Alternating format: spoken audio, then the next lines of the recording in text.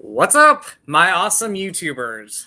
Just Justin back here to do a stream for you. I almost said video, but it's been a while since I've done a stream on this channel. So, I am, first of all, very honored and humbled to have this person on my stream tonight. And if you guys don't know who this person is, I'm going to let Cody talk about his channel in just a moment. But Cody, how are you, my friend? I'm awesome, man. Thank you for the invite. When you asked me, or when you told me you wanted to do this, I was like, "Hey, man, one of my favorite movies. I'd love to." Yeah. So, what's up, Christina? How are you? So, um, yeah. So tonight, what's up, Nathan? How are you doing? Um, So tonight, I am doing a retrospective and memories, obviously, and I think my last one was 2 months ago, and I've been wanting to do another one for a while now, but it was just finding the time and finding a guest and also finding the movie to talk about. And our buddy Nick, the Lost River Drive-In, introduced us to each other Mm-hmm. not too long ago, and we talked about a movie that we both love, which is The Hand That Rocks the Cradle. And I thought, why not do a retrospective and memories about this movie with Cody? So we're going to talk about, what is this, 91 or 90? 92. 92. So 31 years old. We're going to talk about 1992's The Hand That Rocks the Cradle, which came out again 92, early 90s. And it came out during, the time when like the horror movie genre was like hit and miss. But it also came out during a time when I really love like 90s thrillers. So I'm excited to talk about this with you. But before we do that, talk about your channel, Cody, dude who loves movies. Yep, my name's Cody. I'm just a dude who loves movies. I love all kinds of movies. So on my channel, like that's one thing when because I'm a fairly new channel, and I didn't know if I could I didn't know anything about YouTube. I was like, I don't know if I can have a channel where I can just talk horror, or if I can do a channel where I have to, or where I can talk everything. Because like horror, I'm married to horror, but I Me too. love everything else too. Me And I too. don't want to just talk about horror. So I was like, well, hopefully I can talk about everything else. And I wanted one of the things I wanted to do is I wanted to talk about movies that other people aren't really talking about. Because Yeah. I'd be watching people and I'd be like, oh yeah, I love these movies, but I was like, man, nobody talks about movies like Hand That Rocks the Cradle, or Don't Tell Mom the Babysitter's Dead, like stuff like that. Oh, Nobody was talking about this movie. So I said, well, maybe if I can get people to watch these kind of movies, then I'm doing. Or if I get one person to watch Hand That Rocks the Cradle, then I think I'm doing a good job. you are. You're introducing a fantastic movie to people. Yeah. So, but I'll tell you everybody right now. I'll leave his Instagram down below after the stream, but I have his YouTube channel down below in the link. Please go subscribe to Cody, watch his videos, like, comment. Amazing guy, and Thank an you. amazing person, and an amazing YouTuber. So, and I love your content. I love watching your content. So, Thank you. I appreciate that. so much fun, bud. I have to ask, so like being you're a fan of horror movies, like that's your favorite genre. What is your favorite horror movie? Child's Play 2. Ah, good one. Good Yeah. one. Good Mhm. one. Can I ask before we get started, like what got you into that movie or how you first saw that film? Yeah, so back in the early 90s, my grandma owned a grocery store in a small town in Michigan. And in this Mm-hmm. grocery store, she had like a section where you can rent out movies. And one of the movies that was there was Child's Play 2. And Yeah. I just remember staring at that cover all day because me, I spent my whole day at the grocery store because Yeah. my whole family worked there. I believe. I don't know. I was like 2, 3 years old, so I was very, very young, and Yeah. I would just stare at it, and I would look at it, and I'm like, oh my goodness, like I don't even remember looking at the Child's Play 1 if it was next to it or not, but I was looking Yeah. at Child's Play 2, VHS over and over again. And my mom finally let me rent it. Again, I'm like 2 or 3 years old. And, and my mom, it was the 90s. You do those things. I did the same thing. I mean, I watched Chucky when I was a kid. Yeah. Yeah, and I absolutely fell in love with it. And man, I've been a diehard Chucky fan. Like I have a Glenn doll sitting right next to me right now. Dude, I love it. I love it. I mean, I have Tiffany and Chucky. I've always wanted a Glenn doll. I'll have to track him down, but that is amazing. So, by the way, Seed of Chucky rocks. I don't care what people say. I am a fan. I love that movie. Yeah, so do I. I like Seed of Chucky as well. Yeah. So, what is your favorite non-horror movie? Being that you love all movies, like I'm curious, what is your favorite non-related movie? Rocky. Dude, I love Rocky. Yeah, so do I. Love Rocky. Rocky, like anything Stallone, man. I am a huge Stallone fan. Yes. And Rocky can get you through some hard times.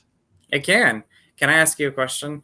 Yeah. So we're going to talk about this movie in just a minute, guys. I want to talk about The Hand That Rocks the Cradle, but Cody's awesome, and I want to. Speaking of Stallone, I just have to ask: have you seen his directed movie, Staying Alive? I've not seen it. You're talking about the sequel to Saturday Night Fever. Yeah, I have not seen that one. I've seen the first one, but I haven't seen the second one. And it's funny because I'm such a huge Stallone fan, but I have not seen that. Well, I recommend it. It. You talk about a movie that, like, kind of like Rocky, how, people didn't think he could do, what he did. And obviously he was able to tell everybody, hey, I can do this stuff. Mm-hmm. Staying Alive is kind of like that same concept. So, recommend that one. I always talk about that because for the longest time, I didn't know Stallone directed that movie. And then I'm like, oh, wow, I love it. So. Yeah, that's where I guess him and John Travolta are really good friends. Mm-hmm. And it's because of that movie. So that movie. Yeah. Oh, yeah. Well, guys, first of all, let's go through these comments real quick. Nathan says, doing well. How are you guys? I'm doing awesome. How are you doing, Cody? Well, I'm doing well, buddy. Thank you. You're welcome. Let's see. I saw this movie in theaters when it came out. Nice. Wow. Nice. Dude, you know what I have for this movie? I bought during the pandemic. Actually, it's it's one of those banners that goes in the theater. It's like those cloth banners. Oh, really? Yeah. It was. I guess it was some theater from like Wisconsin was closing down in a small town, and they were just selling it on eBay. And I picked it up from them. Yeah, that is awesome. And by the way, everybody, thank you for the comments. So I wish I would have seen. I was young, so I didn't get to see this in theaters, but it would have been a great experience because I really love this movie. Let's see. Good evening. The Hand That Rocks the Cradle is the hand that rules the world. Mm-hmm. I agree. I love this movie. Let's see. Here's a movie people don't talk about. Les Dalla. I'm so bad at pronouncing that. I think I've heard of this, but I don't think I've seen it. I think I've maybe have seen a poster, but I'm gonna have to look this up. Yeah, I'm not quite sure what that one is. Christina says, I'll have to check out your channel, Cody. So awesome. I invite you to do so, Christina. And then she also says, make sure to smash that like button. Please do so. Thank you all. Don't forget to roundhouse kick that like button. There you are. Seed of Chucky is the third best in the franchise. I love some Seed of Chucky love. So that was the first one I was able to see in theaters, like on my own. I don't know if I ever saw a Chucky movie in theaters. I think that's one of those franchise. Well, I saw the remake, but I don't think I saw any of the original franchise. So. I've seen them all in theaters now, but not their original run. But Seed of Chucky was my. Yeah, because I have a theater that every Tuesday night they show a classic horror movie. It's called Cemetery, and they've been showing like the Child's Plays, so it's been awesome to go back and watch those in theaters. But yeah, Seed of Chucky. I remember going to see that when it came out, and then I went to go see it again, but I got kicked out for being too young. I wasn't quite old enough. Let's see. Stallone was great in Copland. That's one Stallone movie I haven't seen. I need to watch that. It's a great movie. Is it a good one? I've heard it's good. Stallone does a great job. And then Les the comment about the I can't pronounce that right. Yeah, they say it's a 1955 French film. It's a Oh, classic. We'll have to check that out. I'll have to check that out. So, yeah, so going into this 1992 movie, The Hand That Rocks the Cradle, if you guys have never seen the film, if you don't know the premise of this, Cody, do you want to, give a short synopsis of this movie? Like, talk about. Yeah. Yeah, so basically this see, I don't know, like I guess I it's not guess like the. spoilers. It's not spoilers, but so I guess what it is dang. I don't know Well, how to I explain. guess like sorry, I put you on the Yeah, spot. I'm sorry. I want to explain it, but I was like, well, I don't want to give spoilers alert or spoilers away. But then again, it's a retrospective, so we're gonna Yeah, give it's worth. spoilers. So basically, what happened? The movie is about this family who needs a nanny, and so they find this perfect nanny, but this nanny happens to have a past with this family, but they don't know about it yet, and it's because uh, the the family's doctor like molested the mother, Yeah. and then she came out and told she came out and got him in trouble, and then more people came out and got him in trouble, and he ended up taking his life, and that caused uh the nanny to have a miscarriage, like she like not like a panic attack or whatnot, but she ended up losing the baby, so she wants to seek revenge on this family, so she goes in by taking or by being the nanny, and she wants to take over the family. She wants to get rid of the wife, and take her husband, take her kid. They basically, Yeah, that's the basic yeah. idea. Yeah. Yeah. It's a great revenge film. Mhm. Great But there's a revenge lot thriller. great revenge thriller. And Rebecca De Mornay, who I love Mhm. Rebecca De Mornay.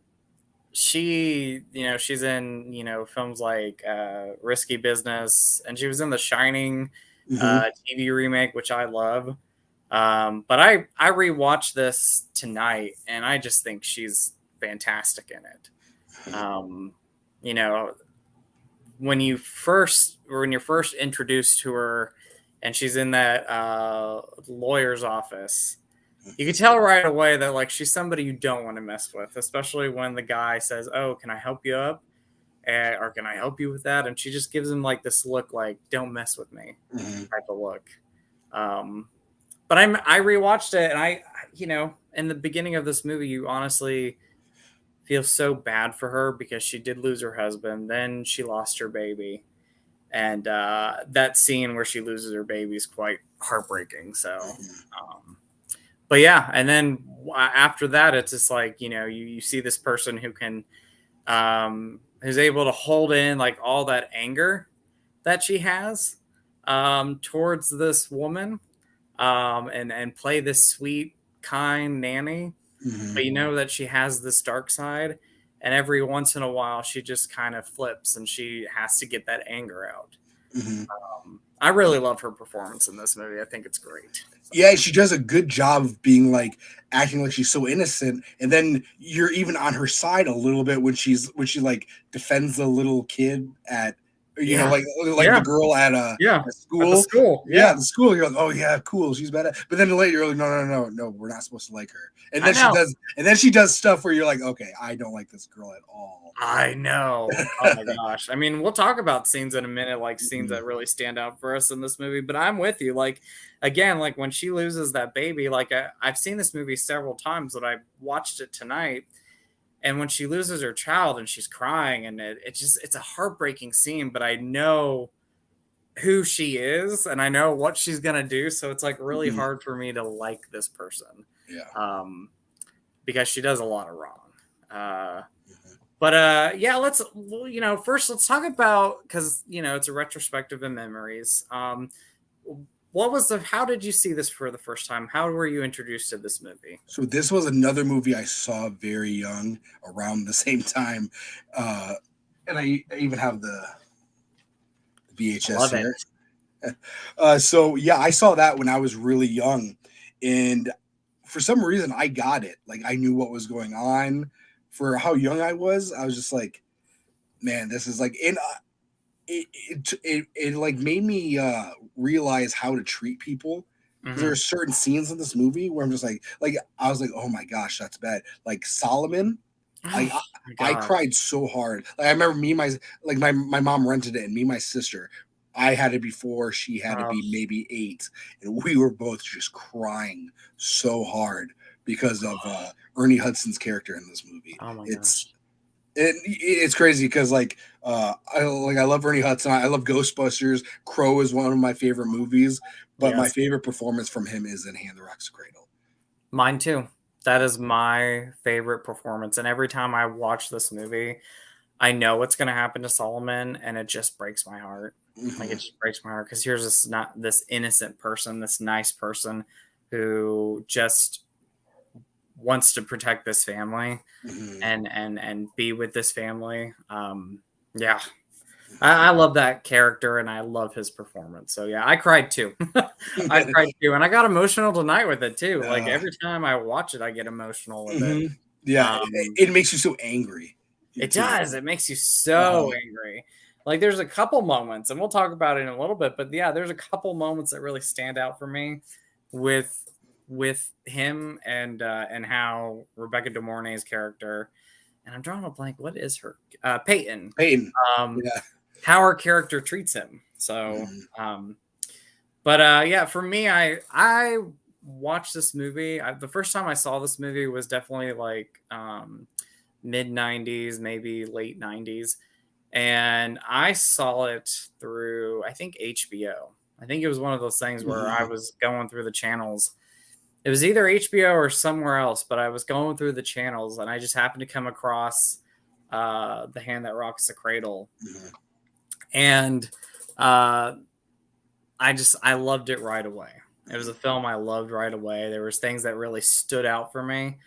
I think one of the scenes, and we could talk about it in a little bit, is the scene, like the famous scene with Julianne Moore, and I remember that frightening me. Like that scared me as a kid because of what happens in the movie. Yeah, that's how I first saw it, was definitely TV. And it's always been a movie. If I didn't have it on DVD, like I didn't have the VHS, but later on I got the DVD. But before that, like throughout every time this movie would come on, I would just stop anything that I was doing and watch the film. Same. Yeah, and it's funny because I never owned this VHS until maybe 2 years ago I bought it. On VHS, but my aunt had a copy of it on VHS, and I would borrow it maybe 3 times a year. I would borrow it from her, and I remember like one time she's like, "This is a strange movie for a little boy to be watching all the time." I was like, "Yeah," like I didn't think anything of it, but now I'm like, it kind of was, you know? Yeah. But it was, it hit every level, man. It just made you cry, it made you angry. It made you happy. It's great, man. It's a great movie. It is a great movie. It really is. And I love this time period when it came to 90s thrillers, because like this came out during a time when we got some really great thrillers. And this is just one of my favorites, if not my favorite one. So yeah, absolutely love it. Let's talk about like some of the performances, because I think there's some great performances in this. We talked about Rebecca De Mornay, talked about the amazing Ernie Hudson. I love him so much. But some of the other performances, now I'm probably going to pronounce her last name wrong, but Annabella, the mom in this, do you know how to pronounce her last name? I don't. Yeah, I don't want to Annabella Sorora. I'm just gonna say that. We're gonna go with that. Yeah, I'm bad at. If you guys don't know me, I'm sometimes bad at pronouncing like last names and everything. So please forgive me. But another great performance from her in this movie. Like we'll talk about like the scene. You talked about it when you talked about the plot. The scene when she goes in to meet the doctor for the first time and get this checkup, like it's hard to watch. It's just such a hard scene to watch, and it's heartbreaking what she's going through. Like we don't know what's going on in her mind, but how do I phrase that? Like, you probably know what's going on in her mind. It's just a heartbreaking scene. It's a heartbreaking scene to see. Very sad, overall, like her performance throughout this movie is great.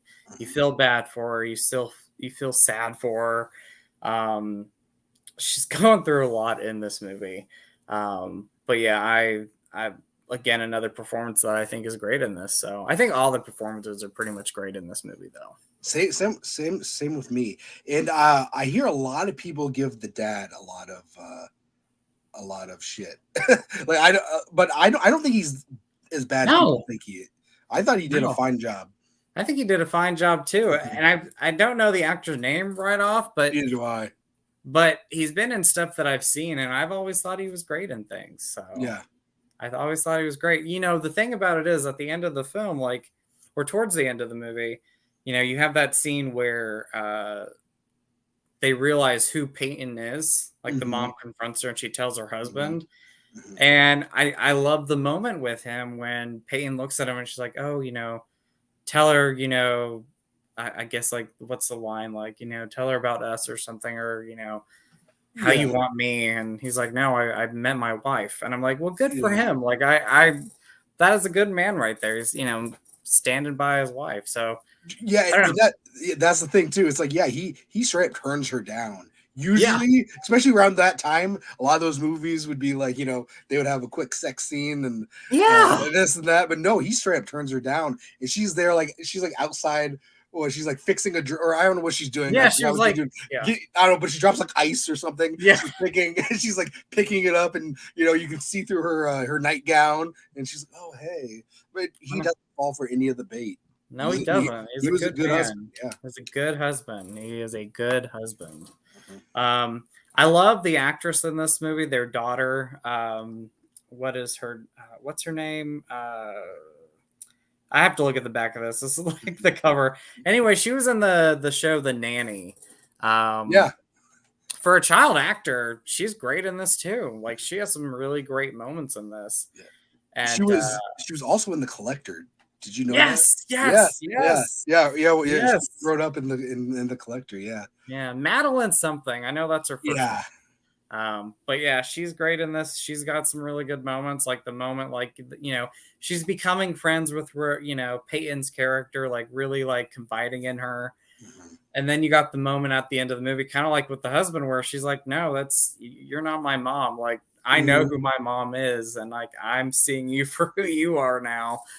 And you got that moment where she's, you know, tricking Peyton into going into the room and getting the baby. And she just shuts that door and she's like, you're not my mommy. And like, just shuts the door and locks her in there and like protects her brother, you know, great kid, great kid, and a great performance by her. So, I love the performances. Oh, and Julianne Moore. We got to talk about Julianne Moore. Moore, yeah. Like one of her earliest performances, but she's one of my favorite characters and favorite people in this movie. Yeah, she's great in this movie.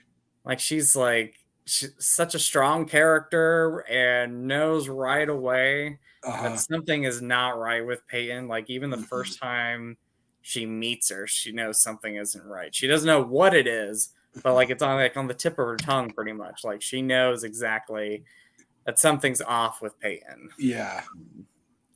And you know, again, great actress and I love her performance. So let's go through the comments real quick and then we'll talk about more of this great movie. Let's see. I'm so bad at, you know, getting these comments up. So let's see. Bobby says the hand that rocks the cradle is the hand that rules the world. Julianne Moore. Yep. Crease, what's up? Says, hey dude, and Justin. Hope you're having a great evening. It is a great evening. Yes. Is it weird that my mom took me to see this movie at 5 years old? I don't think so. No, I think that's good parenting. So there you go. I'm the same. I mean, I watched movies when I was a kid that when I look back on it now, I'm like, maybe my parents should not have let me watch this. I know. Yeah, I would have loved for my mom to take me to go see this when I was 5. Let's see. Bobby Lee says, let me pull these comments up. Oh, I'm so bad at this. Okay. Ernie Hudson was amazing in this movie. Yes, absolutely. He was. Dude, and I met Ernie Hudson. And Did you? and I had him sign my Crow, like, because I have a Crow poster. I had him Yeah. sign that, and I every day since then I've regretted not having him sign something Hand the Rocks to Cradle. I'm curious. Did you bring the movie up to him though? I did. You Oh did. yeah, What was? so it's funny because I brought him the poster or my my Crow poster, and all I Yeah. did was talk about Hand the Rocks to Cradle. So he like I didn't say one word about the Crow. He didn't say anything about the Crow, and we just talked about Hand the Rocks to Cradle. He said that if I remember correctly, he was like, yeah, it's a really good movie to do. I loved I enjoyed doing it, this and that. But yeah, he was very very very very nice guy. Well, good. Yeah. Yeah. Yeah. I would. If I meet Ernie, this is probably going to be the movie that I bring up to him because I love Ghostbusters and I love The Crow and I love stuff I've seen him in, but this is my favorite performance by him. He's got a really good ending too, where he's up in the attic protecting those kids, and I love that line in the movie where he says where Payne confronts him, and when she leaves, he's like, pretty much stay away from him. I'm bad at like lines like word for word, but he has a great moment there and a great line in that film. Yeah. He's like, stay away from my family or something like that. Yeah, stay away from my family. So stay away from them. Yeah. Yeah. Great character and great performance. Derek says Pacific Heights is an underrated movie. Great movie. Great movie. I was thinking about that one too. I was like, that is a film that not many people talk about, and I love Pacific Heights. I just did a five movie Michael Keaton video, and Pacific Heights on there. Yes. And it was like I put 5 movies from the 90s from Michael Keaton that people don't really talk about, and Pacific Heights was on there. Yeah. Oh, I love that. Is a great performance by Michael Keaton, like one of his best performances. Yeah. Best movies. Best movies. Let's see. They said Matt McCoy is the dad. Somebody brought up Matt McCoy. Thank you so much. Thank you. And let's see. The dad's in the Police Academy movies. So yeah, okay. And then the little girl's name is Madeline Zima. So hopefully I'm saying that right. Thank you so much. But again, okay, so let's talk about some moments that really stick out to us in this movie and some of our favorite scenes. Do you want to go first, with a moment in this movie that sticks out to you? Yeah, so what sticks out to me, obviously, is everything with Solomon. Like when he gets framed, like that killed me. Yeah, and I thought was a cool and added touch, especially around that time, because I remember going to school and people had like asthma and inhalers and stuff. Yeah. And I remember seeing that. She gets rid of all the moms that inhaler. Oh yeah, gets rid of gets all of it out. Yeah, and that freaked me out. So whenever I saw people who had a inhaler, I was like, oh my god, I hope they're going to be okay. Yeah, sorry I interrupted you. I apologize. No. So it's like whenever somebody had an asthma attack, I freaked out. I was like, oh my gosh. I have an inhaler, and every time I see that inhaler, I'm like, I think of this movie. I literally every time, because that scene is ruthless. Like she she knows where all the inhalers are. She goes after every one of them, and she lets out the air. She's so again. Like we talked about, we want to like her in some areas, but we know we can't because she is not a nice person in this movie. No, she is not. She is not. And when Peyton has that freak out in the bathroom stall. Oh, yes. Great. One of my favorite scenes of the movie. Great moment in this. Great moment and great performance. Because, I talked about how she is somebody that, has all this rage and she has to keep it in. And so you see this sweet person and she's sweet to the kids and, the way she talks to Claire and the dad in this movie and approaches people. And, she's in that scene. And I think what really breaks her and why she goes into that bathroom is when she talks about the baby that she lost and the husband that she lost. And she knows she's, sitting next to the woman that caused that, or what she thinks caused that. Yeah. What she thinks. Yeah. And then she goes into the bathroom and completely snaps. Like she takes that toilet bowl plunger and just the plunger. Yes. Mhm. And I mean, just a great scene in that movie. Mhm. Such a great scene in that film. And I feel like they play homage to that scene in Orphan. Yes. When Esther is freaking out in the stall. So when I saw that, I was, oh man, I wonder if that's a callback to. I mean, that's just me probably thinking. I'm sure the film directors probably have no idea what that movie was, but in my mind, they're playing homage to. They're playing at home. Oh yeah, I think about that with movies all the time. I think about that all the time with movies. I'm like, is that like something that they paid tribute to? Yeah, you never know. The director might like. I don't think he's ever gonna watch this, but if he comes across this, he'll be like, yes, you're right, Cody. That's exactly right. So, but yeah, great moment in that movie too. So,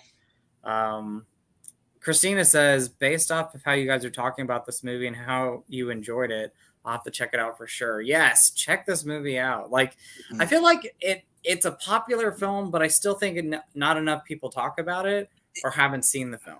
Exactly. It's one of those movies where I'll bring it up and they either haven't heard of it or they're like, I freaking love that movie. Yes. And this movie killed at the box office. Mm-hmm. Like and it's what started the 90s craze of these thrillers. But it's so weird that it just kind of fizzled out and no one talks about it.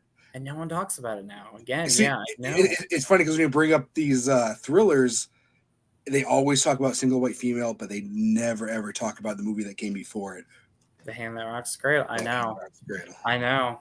It is such a great movie. You know, my sister a couple weeks ago sent me she recorded something and posted on Facebook, tagged me in it, and I was like, what did she tag me in? And it was The Hand That Rocks the Cradle. Oh. And she was watching it on Lifetime. And she was watching it with my nieces and nephews. Like, I think they were in the room when she was watching this. And it was the attic scene. Yeah. Dude, it's funny because some Fish the Film Collector on Instagram, he tagged me in something. He was at work and it was on the TV on Lifetime. Yeah, that's what it was. Like she was watching it on Lifetime, yeah. And she recorded it and posted it, and she tagged me, and she was like, "Do you remember this? I love this movie." I'm like, "I love this movie too." Yeah. So yeah, I can't remember if it was my mom or my dad who introduced this. I think it was my mom, but like. Me and my sisters were raised on great movies. Great movies, like 80s, 90s. Like this is like some of the best stuff. The best stuff.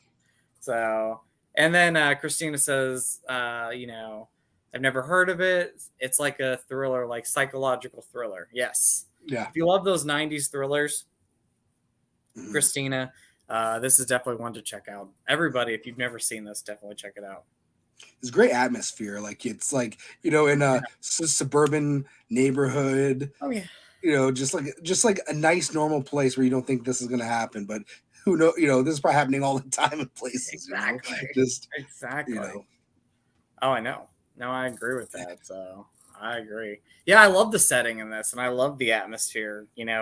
It's, I don't want to say like it feels 90s, but it does feel 90s in a positive way because that was like the neighborhood that like, you grew up in, or you remember, and like, just like you said, the atmosphere and setting, like I love it. So yeah. Like it honestly looks like the neighborhood where like, Peyton could walk out of the house and walk down the street and go to like the Beethoven house or something. Yes. Like it feels like it's all in the same neighborhood. Yes. I agree with that. So we'll go through these comments real quick. Let's see. By the way, everybody, thank you for watching and commenting, and if you're watching the playback, thank you for that too. Yeah, thank you. Let's see. Comment here was waiting for the whole movie for Solomon to come back and rescue. Not exactly how I envisioned his return, but good enough. Hey, he had a good moment in that attic protecting those kids. So I think what it is, they needed the mom to have that moment. Yeah. Even though me as like growing my whole life growing up, I was like, I wish it was Solomon that had that moment. But now that I'm older and know more about movies, it's like, okay, I understand why the mom had to have that moment. Yeah. Let's see. 1990s The Guardian was good. It's about an evil nanny with powers who sacrifices newborns. I love that movie. Have you seen that? I've seen it, yes.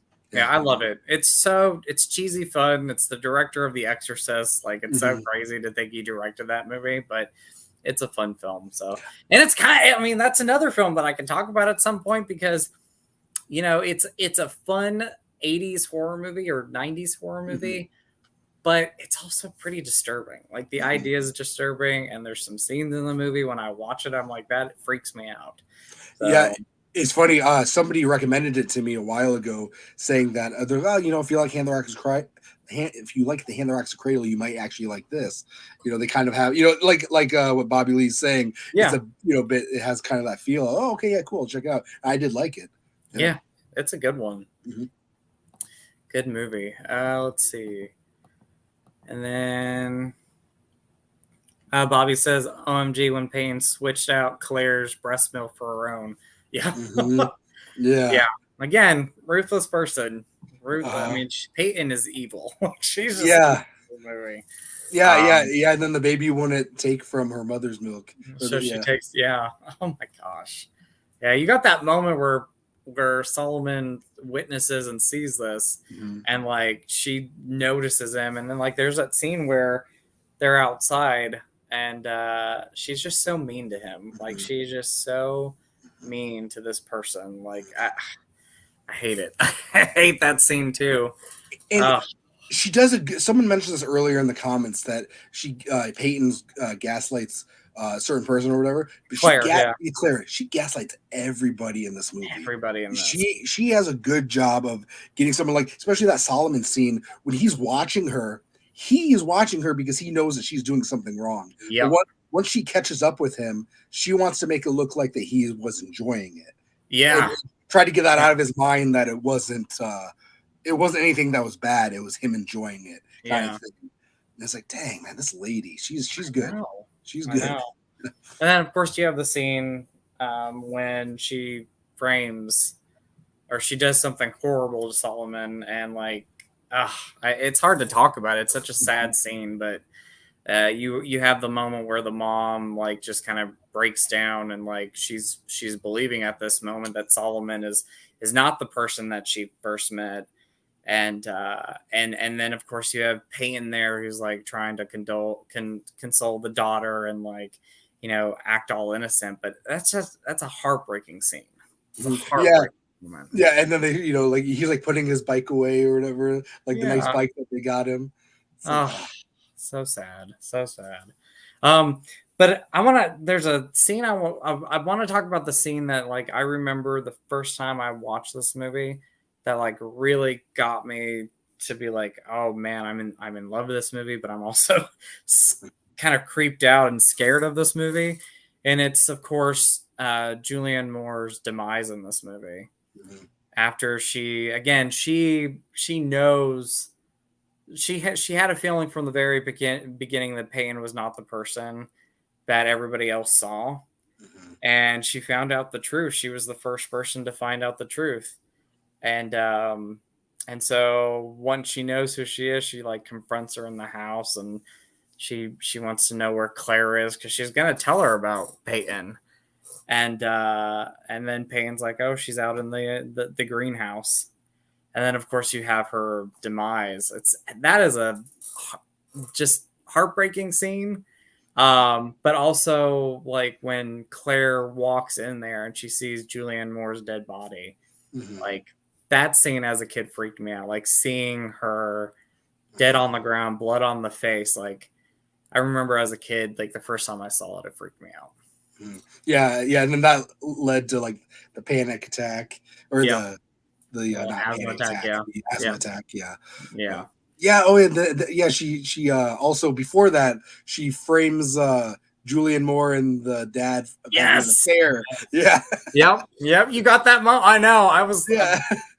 I watched it like before the stream, and you get to that moment where the Claire walks into the house and she's telling her husband, pretty much how dare you F, Julianne Moore's character, and everybody's in the room. Yeah. Everybody's in the other room, like hearing all of this, and it's like, wow. Yeah, And Julianne Moore's character's there standing here listening to it. So I mean, yeah. wow. So, are there any other moments that like kind of stand out to you in this movie that you want to talk about? Trying to think. We've covered a lot of them, but I know that there's probably gonna be one where I'm like, oh yeah, I forgot about that. But yeah, I always think about the of course the ending, where she falls out the window and onto the fence. So Yes. whenever I see picket fences, I think of that. I think of that one. I think of that in Fright Night when Amy's picture goes flying out of the window and you see it smash one of those picket fences. So, Yeah. yeah, and the rocks the cradle. That is definitely one of those. Whenever I see picket fences, I think of Hand That Rocks the Cradle. Uh-huh. I guess another scene that I could talk about is the scene where it's after Emma. That's the daughter's name, Emma. Yeah. Is sitting in bed with Peyton and she's talking to her and she tells her about this boy at school that bullies her and he's mean to her. Mm-hmm. And you have that moment where Peyton comes to the school and she's like, "Where's the little boy?" Mm-hmm. And she points her finger at that little kid and she just goes over there, grabs his arm, yanks him around the corner, and like uses some language that like no adult should use to kids. Like it's wow. But that kid is never ever gonna pick on Emma again. He's never gonna pick on Emma again. Yeah. And then like to all the classmates, they're like, "Man, your nanny's awesome," I know. It's a great scene. Like when I was a kid, I was like, "Man, I want that to happen if that ever," like, man, I if I was a know. bully, man, that'd be awesome. I know. Oh my gosh, yeah. Yeah. Besides scenes, like what are some other things that you love about this movie? Like, you talked about the atmosphere, which was really great. I do love the atmosphere. Mm-hmm. I also like the score in this movie. It's got like a really nice score in the film. So yeah, I like the director a lot. yes. Curtis Now, Hanson. what else did he direct though? Like So he did L.A. Confidential. Okay, I remember that one. He did The River Wild. Oh, I love The River Wild. Mm-hmm. He also did 8 Mile. Really? Yes. I didn't know he directed that one. And then his last movie was Chasing Mavericks, but I've never seen that with Gerard Butler. It's about I've not surfing. seen it, but I've heard of it. Yes. Yeah. But yeah, he sadly passed away a few years back. But yeah, he's done a lot of good movies. He did another thriller called is it Bad Company? Or no, not Bad Company. It's with Rob Lowe. I'm trying to think about it. Let's see. Yeah, it's from like 88 or 89. And I can't think of the other guy's name. Yeah, let's see. I'm gonna have to look at this up. Let me look up this director while we're Bad Intentions. Maybe not. No, is it Bad Intentions? No, it's not Bad Intentions. I'm almost there. The Hand That Rocks the Cradle. Let's see. Rocks the Cradle. No, it's not Cutting Class, Jamie. It's man, what is it? Curtis. Yes, yeah. It's Bad Influence. Bad Influence. Okay. Yeah. He also directed so I like rom-coms, but he also directed In Her Shoes with Cameron Diaz and Toni Collette. I'm looking at his work. I'm looking at his work. Like he's directed a lot of films that are like different genres of films. Mm-hmm. So, yeah, I like him a lot. Yes. He directed a movie that I've never seen, but I've always seen this poster. It's called The Bedroom Window with Steven Guttenberg. And I've never seen this film, but I've heard of it. Oh, I think there's a Kino release of that where like somebody witnesses a murder outside the window. Is that what it is? Yeah, yes. That's it. Yeah, that's what it is. So. I want to see that. Yes. Yeah. Oh yeah. But yeah. It's Bad Influence with Rob Lowe and James Spader. I recommend that too. But yeah, River Wild is my second favorite movie from him. Oh, I love River Wild. That's another one I remember watching on like it was HBO. Yeah, HBO. Yeah. Love that movie. Love that movie. Let's see. Let's go through this real quick. By the way, hello to everybody who's popping in. And again, if you can, please like the stream. By the way, check out Cody's channel, Dude Who Loves Movies. If you love films, he loves movies. And talks about some great stuff. You got great taste in movies, obviously. So I appreciate that. This one being one of the best. So Yeah. Jamie says this movie generally disturbed me. I saw it in theaters when she starts breastfeeding the baby. It's so upsetting. Yes.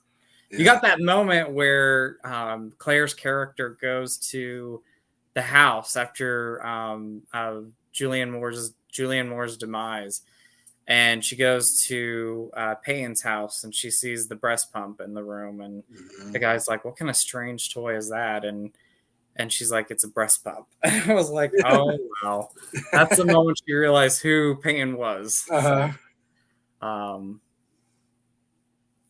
let's see. This is a great line. Bobby says, "When Peyton says to Claire, when it comes down to it, you can't even breathe." Yeah. I mean, yeah. What a savage. I know. Like, I'm just thinking about this, and I'm like, she's an evil person. Like, just an evil person. But such a great performance, though. Like, I've always loved Rebecca De Mornay. Hopefully, I adore her. Yeah, I adore her. I adore her. I would love. She's my white whale. I would love to meet her at a con or something. I would too. Like she's never obviously. I don't think she's ever done cons, but I would love to meet her at a convention.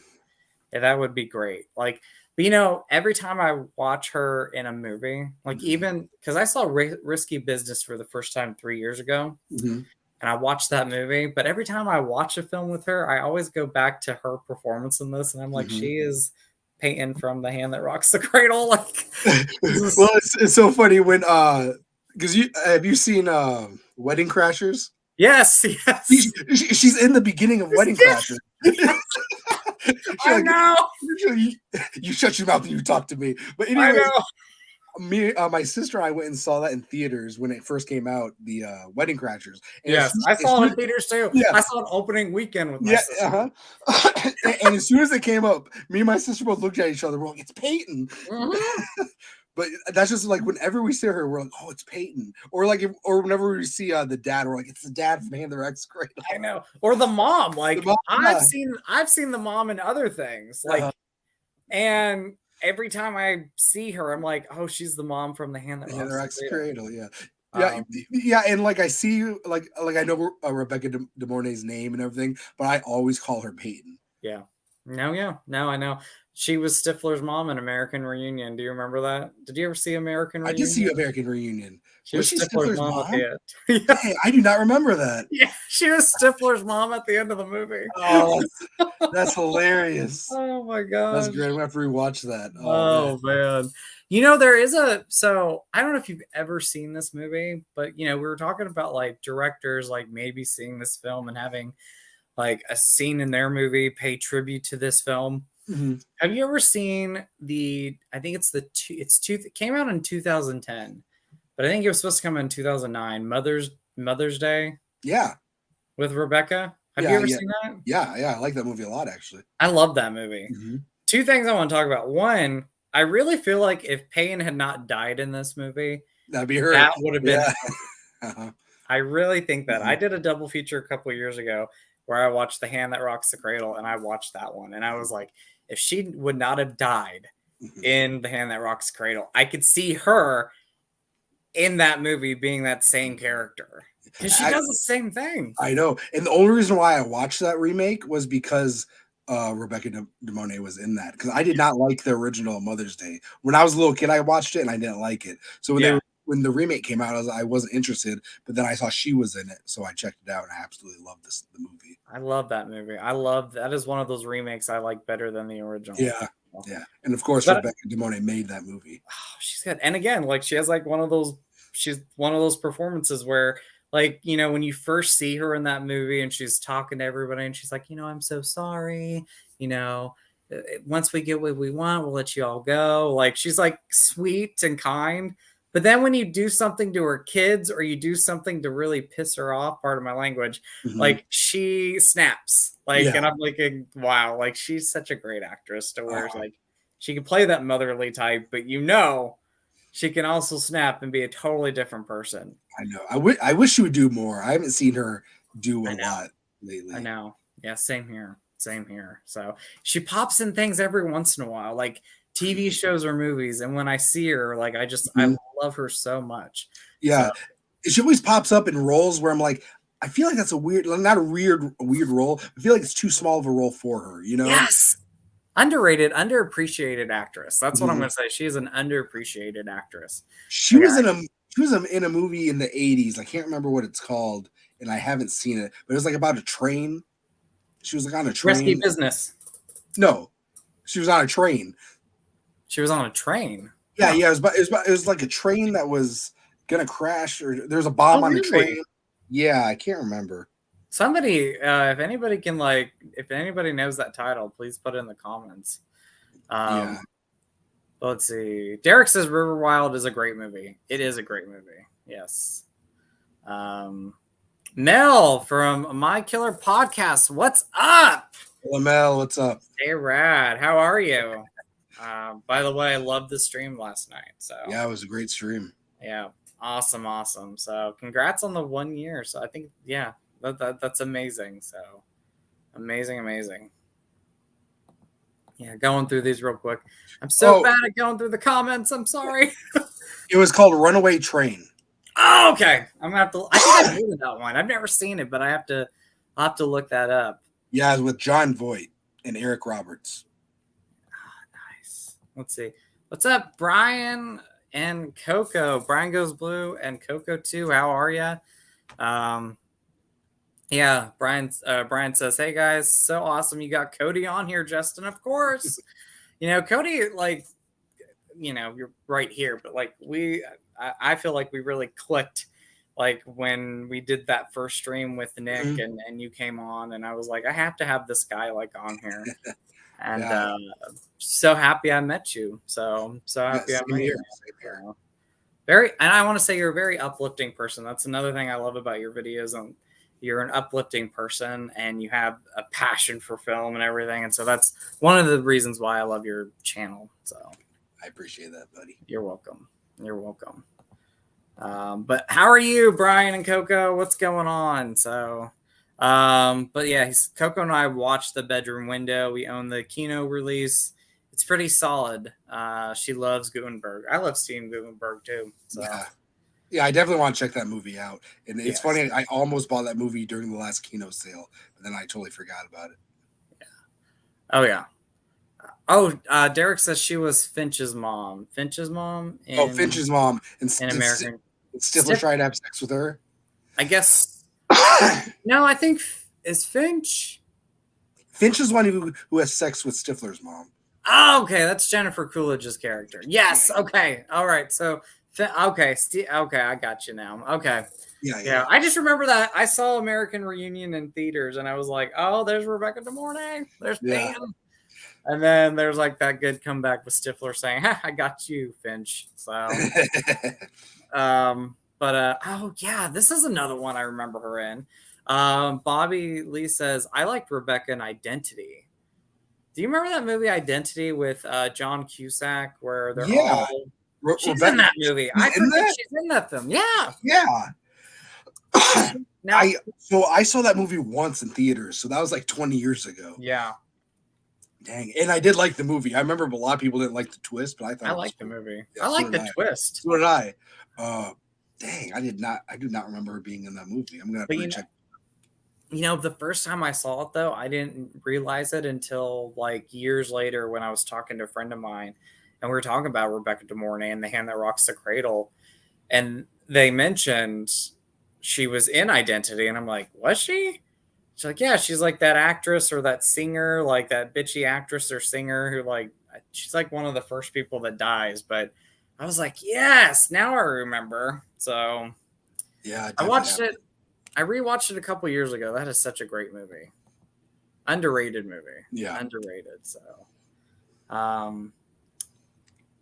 and then comment here, let's say. And by the way, hopefully I'm pronouncing this one. Is it Juwan? Hopefully I'm saying it right. It's Juan. Juan. Okay, so sorry. I'm bad at pronouncing names. I apologize. But Juan says, De Mornay has great range. She played everything from a demure church lady to a knave baseball wife to a psycho. She was in Backdraft right before actress. Yeah, she That's a movie was. I haven't seen. I haven't seen Backdraft. Oh, Backdraft is great. I love disaster. Is it like it's like kind of like a disaster movie, right? Like you have been. I mean, not really. It's not like it's a big fire taking out the city or Yeah. anything, but it's just like, firefighters and what they're trying to catch this guy who's, it's kind of a thriller. Is it? Yeah, it's kind of, yeah. I think you'd like it. Yeah. I'll have to check that one out. I'll have to check it out. Let's see. Yeah, they're talking about Runaway Train. I'm gonna have to check this movie out. Eric Roberts is in this. I like Eric Roberts. He was always like one of those character actors you see in movies that I always appreciate. So yeah. Mel says loved Identity. I didn't see the twist coming. I didn't see the twist coming either. Neither did I. Nope, I did not. And I love the ending. I know, like you said, some people are mixed on the movie and they don't like the ending, but I love the ending. So did I. Yeah. That's a video I can make of like twists that I just didn't see coming, and that's one of them. So. Yeah. I loved her also in. I'm a big fan of the Shining miniseries. I know that's kind of hit and miss with people, but I think one of the standout things from that miniseries was her performance as Wendy, and she gave a performance that was definitely more true to Stephen King's book. And yeah, I love her in that, and I love her as an actress. Again, underappreciated actress. So underrated or underappreciated, but she definitely doesn't get enough love, I feel like. So, yeah, she definitely needs more love. She does. Because I've not heard one person say that she did a bad performance. I've never heard any of that. Oh, same here. So somebody said she was in that show Jessica Jones. I think that's what it was called. I've never seen the show, but that's awesome. That is awesome. So, and then Juan said, check out And God Created Woman. Rebecca was really sexy in that one. It was a remake that was from a classic 60s film. Nice. I also saw a movie called, Bobby Lee says something about she's amazing in the movie Guilty as Sin. Is that the movie with Antonio Banderas? Huh. I've never seen that one, so I haven't seen it either, but it's on my list. And then Bobby says a great movie to cover maybe in the future is Masquerade with Meg Tilly and Rob Lowe. I don't think I've ever seen that one. Have you seen that one? I've never seen it, no, but it sounds like it'd be good. Yeah. Okay, so I don't think I've ever asked this question for anybody, but like, Hand That Rocks the Cradle, Cody. I want to go back to the 90s, and I want you to act like you're working in a video store. You're the Friday night mom and pop video store, Blockbuster, whatever it may be. And like, say somebody comes up and they're like, hey, Cody, I've never seen The Hand That Rocks the Cradle. Tell me why I should watch this movie. Go. So if you're looking for one of the best thrillers, actually the thriller that started the whole 90s craze for these thrillers, I would definitely recommend The Hand That Rocks the Cradle. It has some of the best performances you'll ever see, especially from Rebecca Demey. And check it out. There's also great performances by by Ernie Hudson from Ghostbusters. You guys like Ghostbusters? Well, he's in this, so you'll definitely like it. Yeah. That's all I know. That's okay. Hopefully I'm not putting you on the spot when I do that. I just like no, it's all right. I was just like, I don't know. Oh my gosh. To me, sometimes it's hard to explain a movie without giving it away. Oh, I know. I'm the same way. Like, I do the same thing. Even if it's a film that like came out decades ago, years ago, I am still like, when I do a review, this is why I'm bad at reviewing movies, because I don't like to give things away. Like I don't know how to talk about this movie without like completely spoiling this movie for somebody, because like this movie, like, Christina said she had never seen the movie. And by the way, I apologize. We did talk about some spoilers, but still watch the movie. It's a great movie. I think we forgot things that we, that are in this movie that are good. But like, even the moment, like, it's a small little moment, but this is like Rebecca kind of just knowing that she just does not like Claire when when Claire's getting ready to go out on this dinner party, and she puts perfume or whatever it is on Claire's red dress because she knows she was gonna wear that red dress, and she's like, "Oh, this is gonna be a way I'm gonna mess with you. Very subtle right now, but like messes up her dress, Mm-hmm. things Yeah. like that." So, Yeah. I Oh, don't know. you said you worked at a movie rental place, Yeah, right? yeah, yeah. So, like, would you get people come up to you and be like, "Hey, would you recommend this movie or blah Oh blah blah?" yeah, Like, oh yeah. yeah, and you would have to explain it. Yeah, I would recommend the movie, or I would be like, if you've seen this film, this is one to check out. And they would be like, oh, well, thank you. Oh, that's And awesome. like for me, it was like we had like this big section of like dollar rentals. So like a lot of films, like I don't think we ever had The Hand That Rocks the Cradle. Shame that we never had it. But um, we would have like all these like classic great films or like obscure underrated movies that I Mhm. remember and that I love. And so, you know, people would want to rent the new release movies, but they'd be like, what do you recommend like that are like in the dollar sections? And I'm like, well, let me tell you what I recommend in the dollar section. I introduced like Return to Oz to people. I Mhm. introduced Legend with Tom Cruise. There was somebody who had never seen Halloween, the original Wow. Halloween. Wow. And I recommended Halloween to them. So yeah, I would have people that would come up to me and ask me all the time, like, what are some movies that you recommend? Or have you seen this movie? That's Like, awesome. That's pretty fun. I feel like when I went to like when you go to like Hollywood Video yeah, or Blockbuster, I never saw anybody walking around, explaining movies to me. I just kind of just looked at the movies and got what I wanted.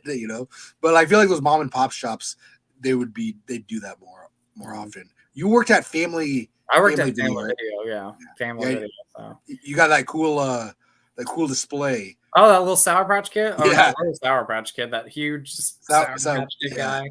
that's They were awesome. gonna throw him out, and I was like, no, no, no, I'll take him home with me. Yeah, So, yeah. I was watching your recent room update. yeah. Yeah, I I was saw like, that. That's cool.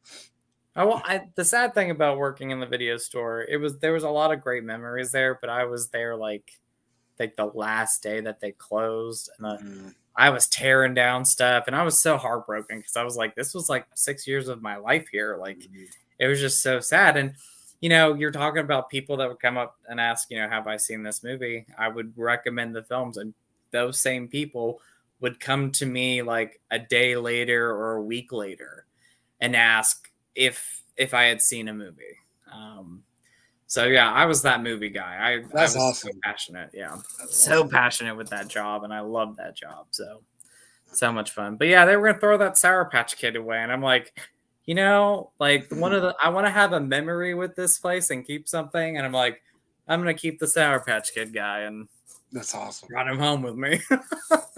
So Did yeah, that did that family? I keep on calling it Family Dollar. family video. Family Video. Did that close recently? No, that closed 3 years ago. 3 years So ago. yeah, we closed. Like our store closed literally a week before the pandemic started, like literally Wow. a week before everything shut down.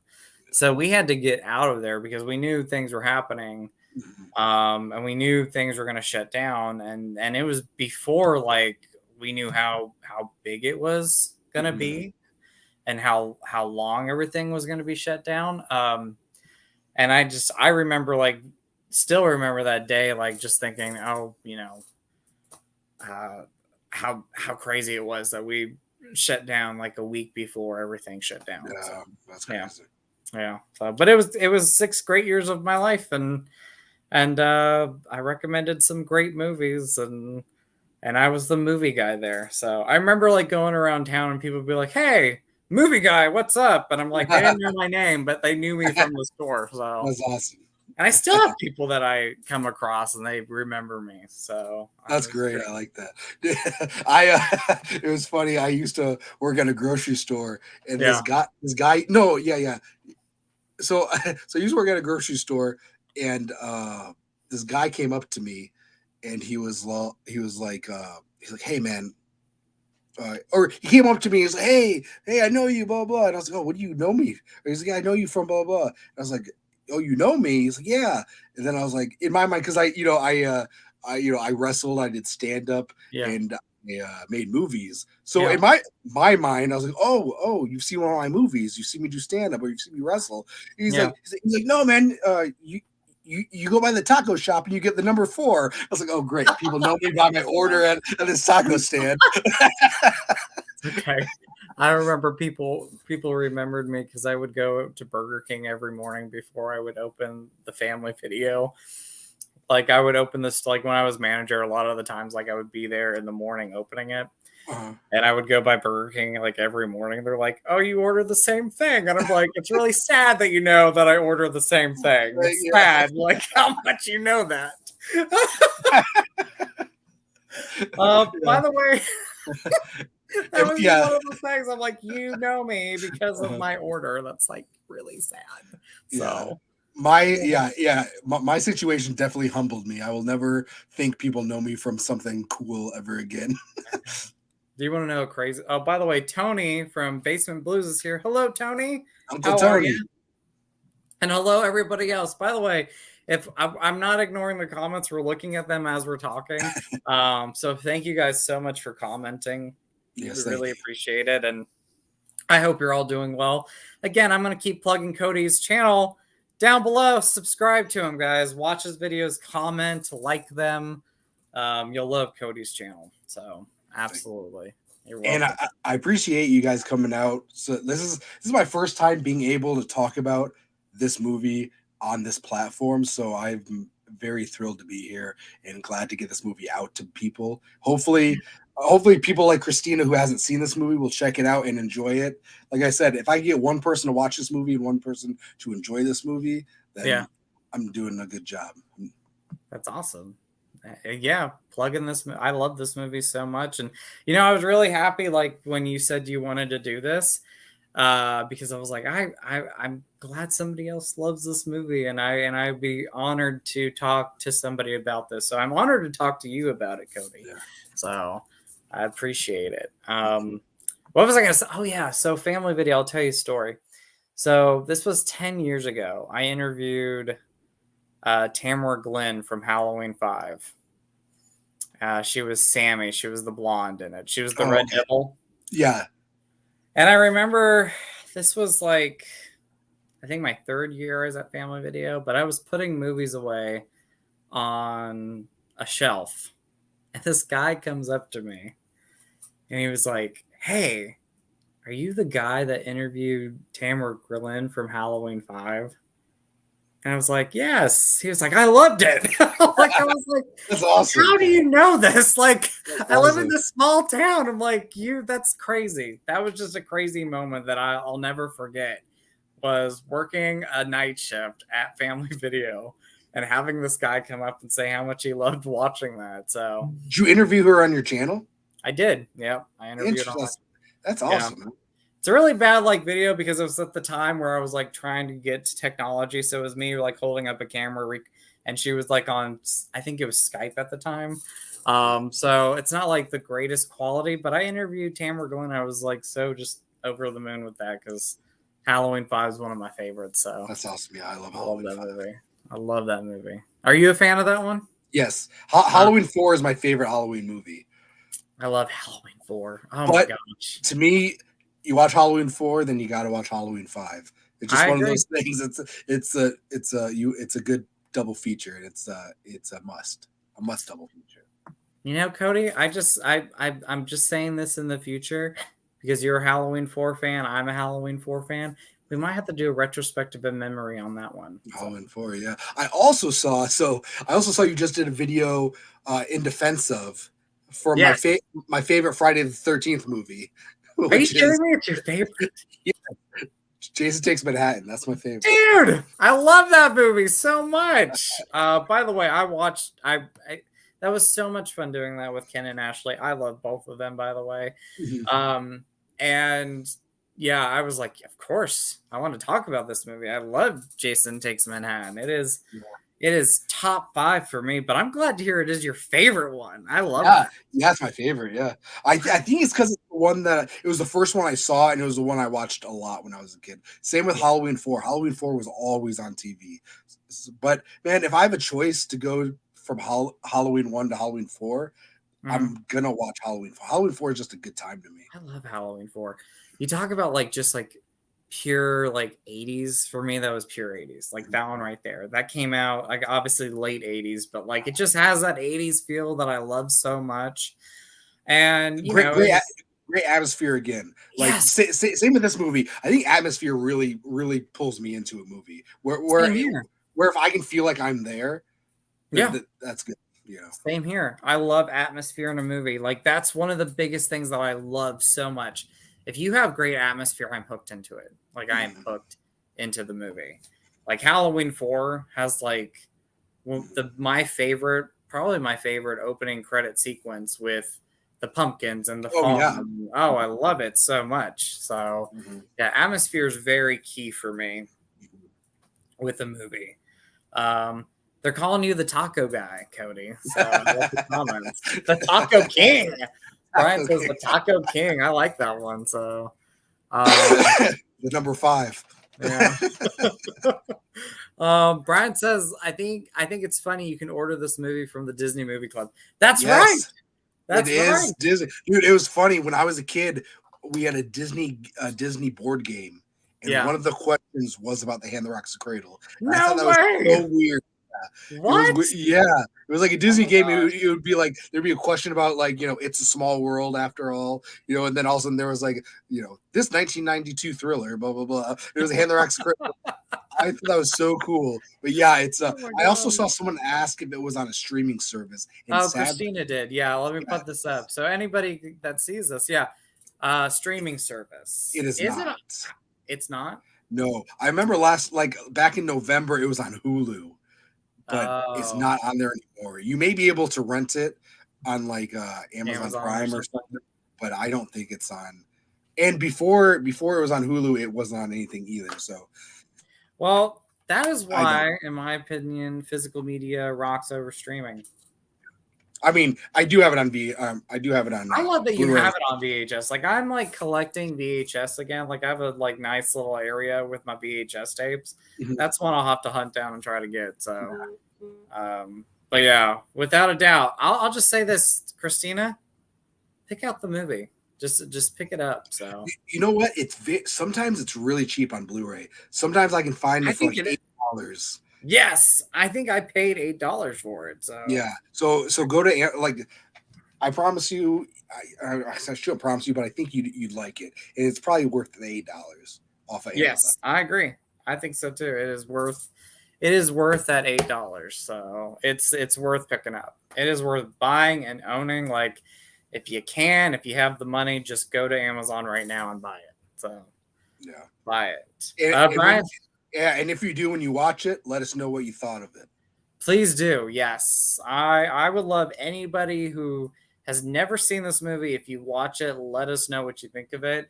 Because this is why I love doing this stuff, and I'm sure you love doing this stuff too. This is why we've created these YouTube channels. So, and I think everybody can agree with this, because there are films that we talk about and we love and we're passionate about, and we want to share our love and passion about movies with others and recommend movies like this. So definitely go and watch this. Brian Goes Blue says, I just saw that. Physical media that rocks the cradle. I love it. I love it. So, another thing I want to talk about, like, again, we talked about this started like the 90s thriller craze. And we had so many movies come out.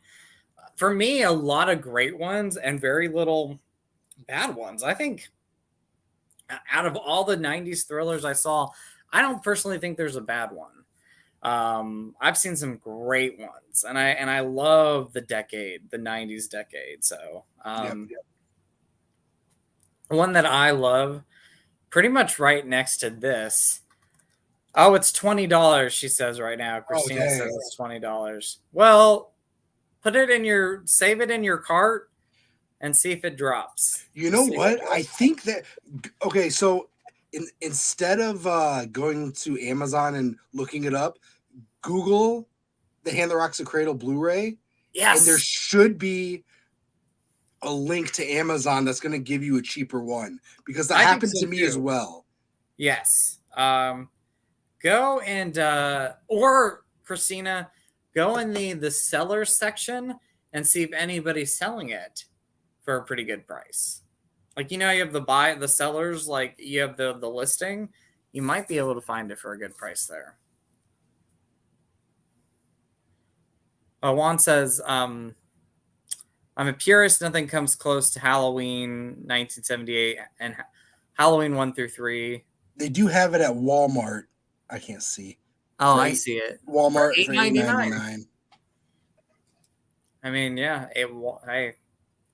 Oh, and yeah. See, and then down underneath it on Amazon, it looks like $9.66.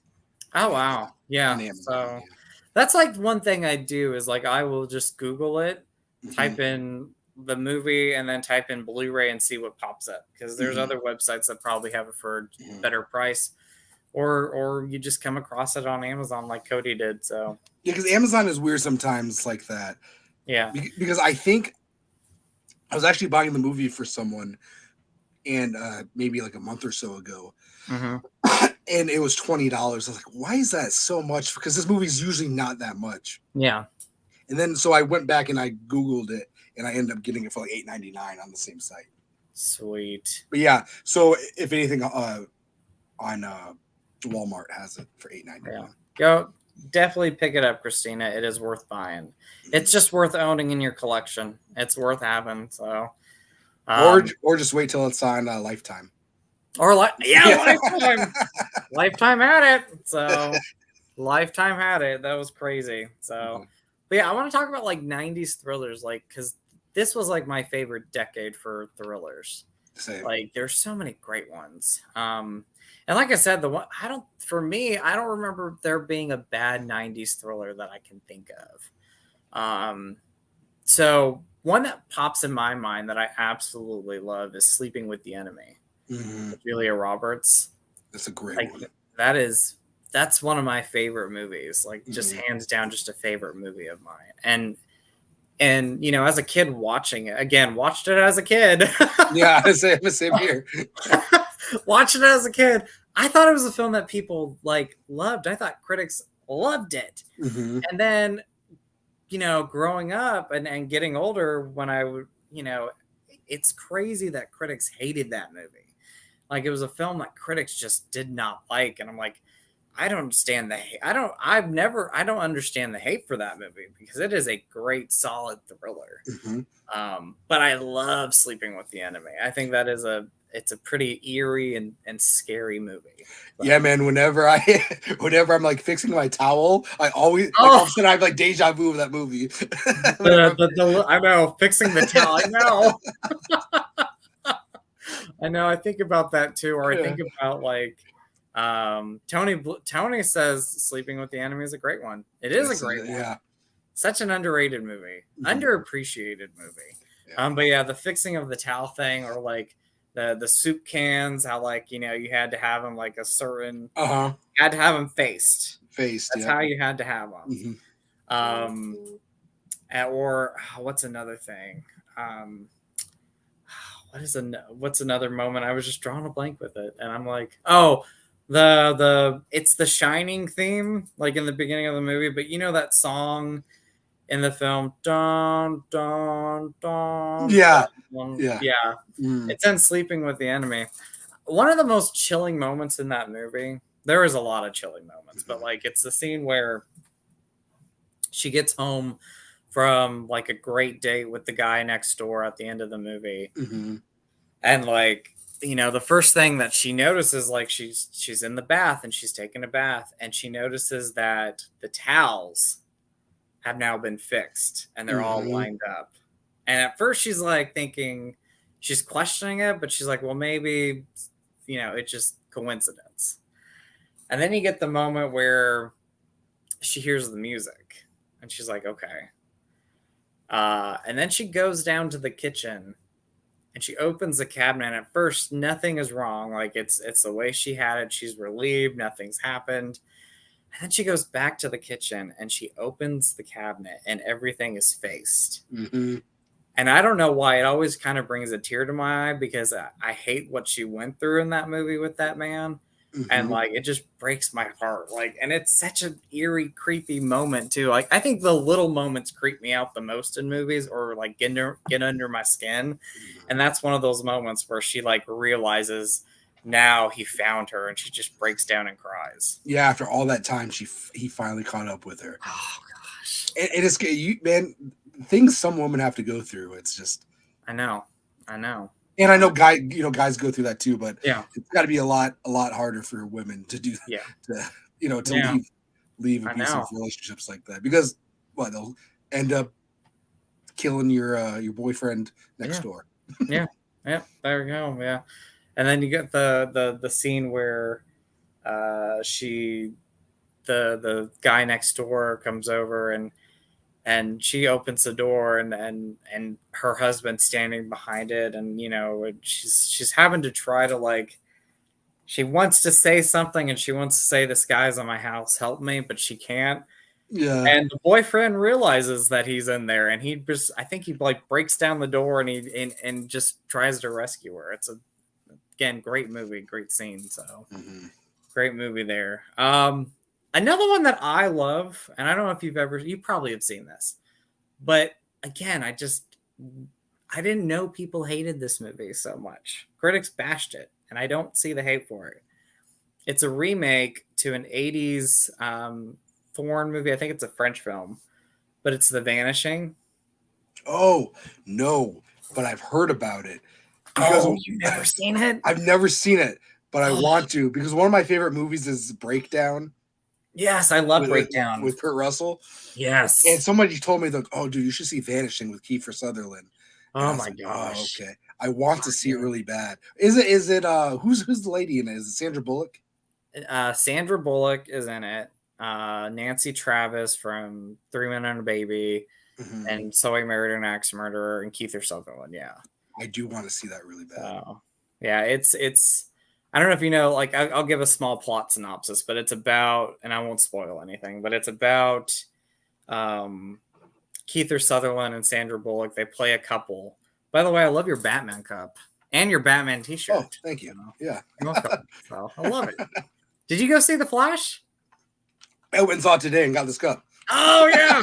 Okay. I love The Flash, by the way. Yeah, so did I. I liked it too. Amazing. Yeah. It also came with a little topper too. It was like a Batman topper. I got a popcorn bucket. It's in the other room, and I got like a DC cup. They didn't have a Flash cup, but they have the popcorn bucket, so I had to grab that. Oh, that's cool. Yeah. But yeah, it's about Kiefer Sutherland and Sandra Bullock. They're a couple, and they stop at this gas station, and Sandra's character, this is like one of her first movies. She walks into the gas station. Kiefer Sutherland's waiting for her, but she never comes out of the gas station. And I don't know if you've seen the trailer or not, but like it's him trying to figure out what happened to her, because he's not known for years and years what happened to her. It sounds like a movie I would absolutely love. You would love it. If you love 90s thrillers, you would absolutely love it. Jeff Bridges in the movie. Bridges is in it. Yeah, it's hard to find. It is a hard one to find. I have the Twilight Times Blu-ray, but unfortunately it went out of print. And Scream Factory, if anybody from Scream Factory is watching it, or some company release The Vanishing, it needs. I would even get a Mill Creek release with like the VHS slip. Yeah, that would be awesome. I could see Kino doing it. Kino, there we go. The Vanishing. So yes. By the way, Tina, how are you? So hopefully I'm saying that right. Tina, how are you? No, Tiana. It's Tiana. Tiana. Sorry, I'm again bad with names. I apologize. But she says 90s thriller movies are so fun. I agree. They are. I love thrillers. Like horror movies are my favorite, but I think thrillers are just like, I don't know, like. People have their cozy movies that they like to watch. Thrillers are some of my favorite cozy movies, like especially like 90s thrillers, or like the movies that we're talking about. Like if I want to watch just a fun movie, like a cozy little film, like I'm gonna put a 90s thriller. Well, 90s thrillers are cool to watch when it's like a rainy day outside. Yes. Have you seen The Temp with Laura Flynn Boyle? I have it, but I've never seen it.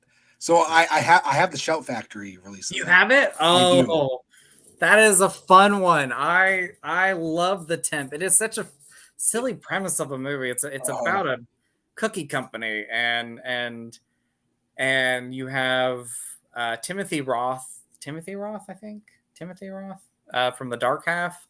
Mhm. He's in the film, and he plays this guy who's trying to get promoted. I think he's trying to get promoted to be like, just the head of the company. Mhm. And you have Laura Flynn Boyle's character. She starts off as this temp. Well, she wants to get ahead of everybody.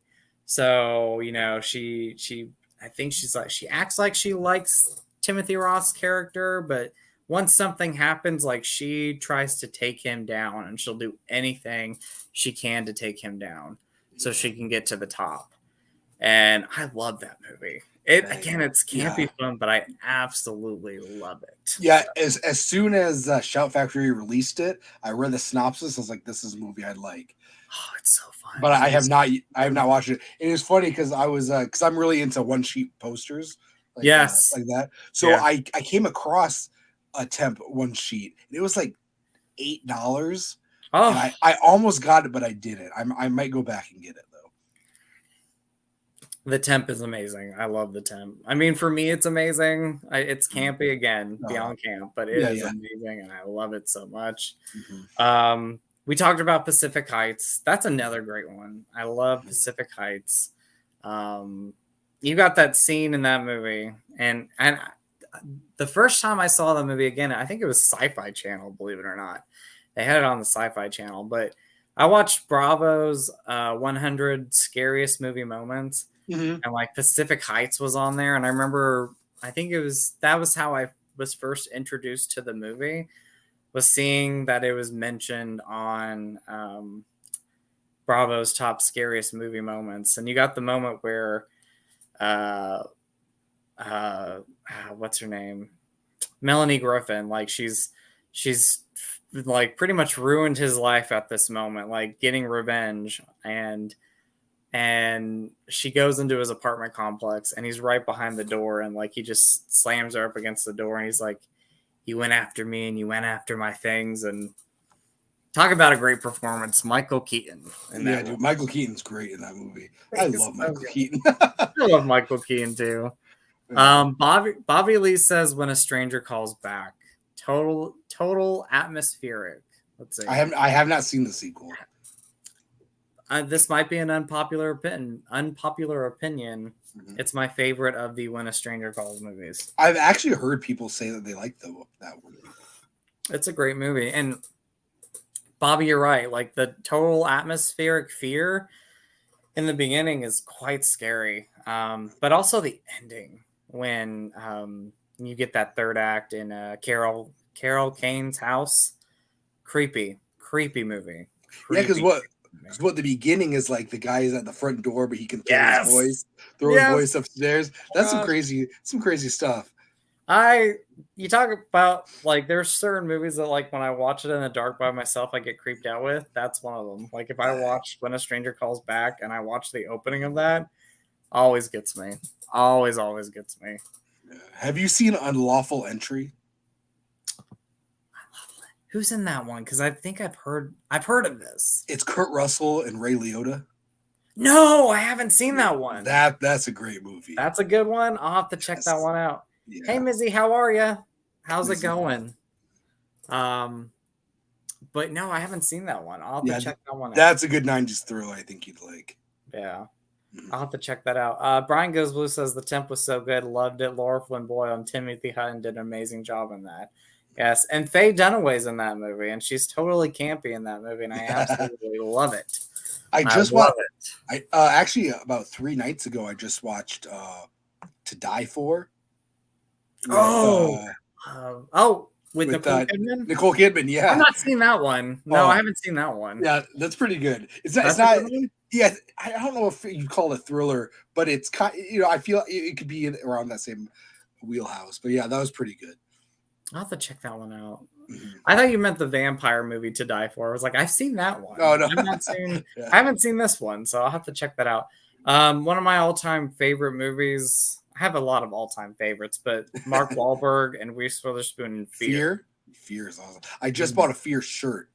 Did you? On Friday, yeah. Nice. I love Fear, yeah. I love Fear. Like, again, all-time favorite for me. But yeah, that one right there, I just absolutely love. And the remake to Cape Fear was really great. That's a great one. Yeah. Yep, that is a great one. I love Cape Fear. Trying to think of some other 90s thrillers. I mean, Basic Instinct, of course, is a classic. I love Basic Instinct. Yeah. This is a thriller, but it's not like the 90s thrillers that we're talking about. But Garrett, Born to Be Rad, he's a big fan of this. And I watched it for the first time, and I had to get an overseas DVD copy, but Run with Patrick Dempsey. I have not seen that, but he talks about, he speaks very highly of that movie. Awesome movie. Yes, The Hand That Rocks the Cradle is on Blu-ray. So it's $8.99 at Walmart. Yes, pick it up. Basement Blues. This is a great movie. Oh, I love this movie. Dead Calm with Nicole Kidman. Yeah, and Billy Zane. Oh, man, that's a great one right there. So Dead Calm. Again, underrated little movie there. I love that film. Have you seen Eye for an Eye? I love Eye for an Eye. And Kiefer Sutherland, man, he's ruthless in that movie. He is so ruthless in that movie.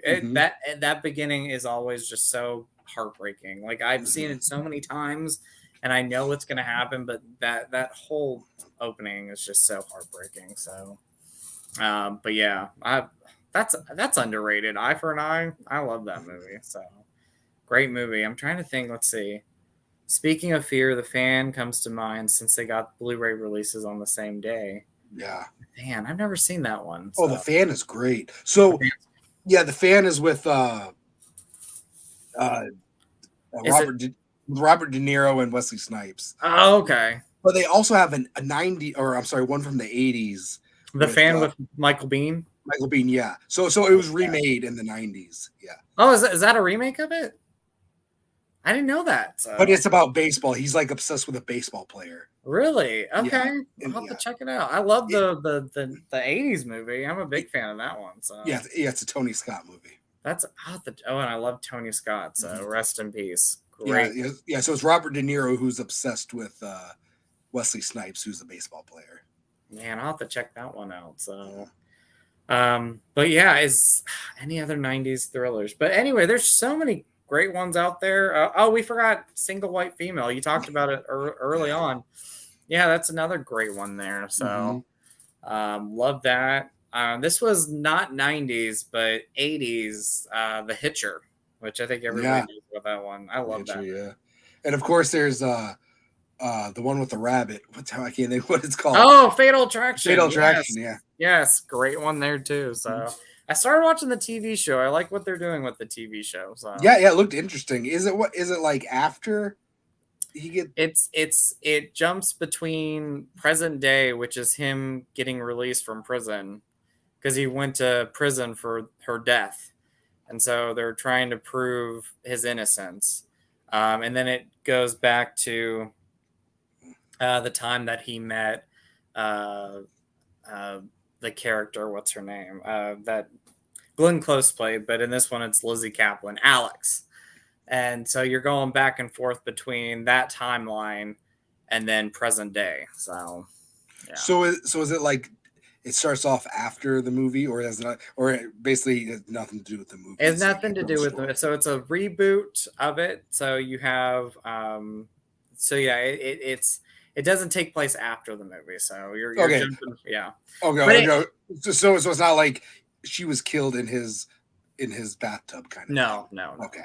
So no. So but because in the original Fatal Attraction, like I don't know if you know this, like the original ending of that was she commits suicide and he and it makes it look like he murdered her. So you don't even get the bathroom scene. And that was like an alternate ending that they shot. Like they reshot the ending with the bathroom scene.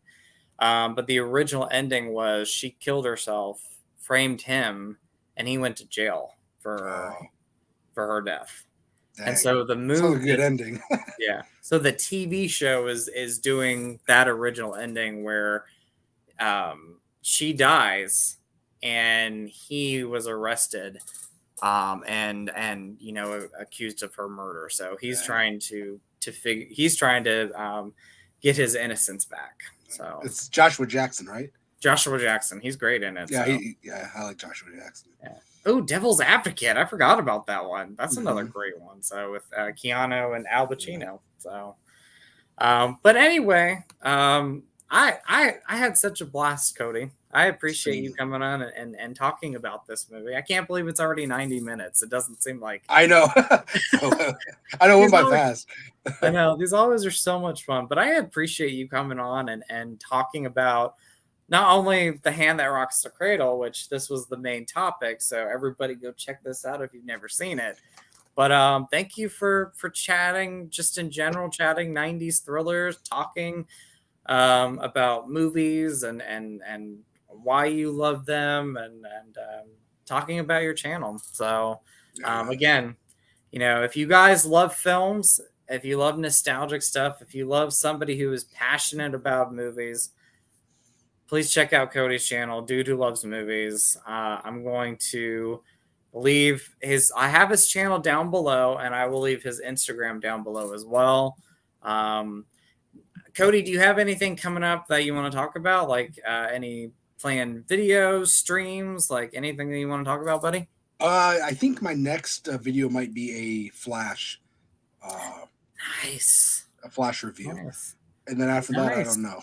But yeah, I know. I'm the same way. I kind of like just play it by ear, and I go with the flow sometimes. Like, yeah, go with the flow. yeah, Go yeah. with the flow. I don't have any kind of schedule going on, but I'll definitely be doing that review, and then I want to kind of go back and talk more older movies. That's awesome, man. That's awesome. Well, I appreciate you coming on, and I would love, if you want to, I would love to have you on another Retrospective and Memories. Absolutely, man. And just a stream in general, because I love talking with you. I enjoy it. And like I said, we clicked. I clicked with you right away, like when we did our first stream with Nick. So that's a great thing about YouTube is you get to meet people through other people, and we have such a wonderful community. Mm-hmm. And I love talking with everybody in the comments and the stream. So I appreciate you all. So I hope everybody has an amazing week. Have an amazing week. Let's see. Somebody says hard copy blue says, before you guys sign off, what are your top 10 90s films of all time? I have to think about that. Top 10. Oh my gosh. 90s movies of all time. That's a whole nother stream. Oh, that's a whole nother stream. I'll have Cody on that one. We'll do that. So we're going to do that stream. We'll have to figure it out, but 90s films of all time. Yeah. Tell you what. You what? Vin from Hard Copy Blues. I'm part. He has a stream every so often where we do our top 10 favorite comedies of each decade. So really? So him and I, yeah, we did the 80s, the 90s, the 2000s. Yeah, he's a cool guy. That's a genre that I'll have to. I might be subscribed to his channel. I think I am. I think I am. I love your stuff. So yeah, he's a good guy. But we'll have to do that. 90s films of all time. So I think the 90s was a pretty underrated decade for movies. In my opinion, I think it was pretty underrated for comedies, for a lot of scary movies, a lot of thrillers. So growing up in the 90s, I watched a lot of great 90s flicks. So that's definitely something I can talk about. Yeah. Something I can talk about. So let's see. Tiana, I see she said she's going to be buying the hand that rocks the cradle. Yes. By the way, Cody, let's put up our physical releases. You have an awesome VHS tape. Watch this movie, guys. Buy it. Check it out. However you can see it, check it out. And guys, if you watch it, let us know how you liked it. Please. Thank you, Brian and Coco. They said you guys rocked. The cradle that has tipped over. Take care, guys. Well, thank you all so much. I appreciate it. I truly mean this. I love you guys. So thank you for always supporting these streams and supporting the channel. I love doing streams with people like Cody because one, I love chatting with you, Cody, and so many other people. But this is a great way for if you guys haven't came across Cody's channel, or if you haven't watched his videos yet, go subscribe to Cody, dude who loves movies. So you won't regret it. He's amazing. He's amazing. Anyway, guys, we're gonna let you guys go. Have a great week. We'll talk to you soon.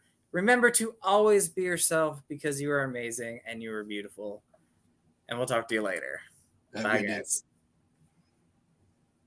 Let's see. There we go. End broadcast.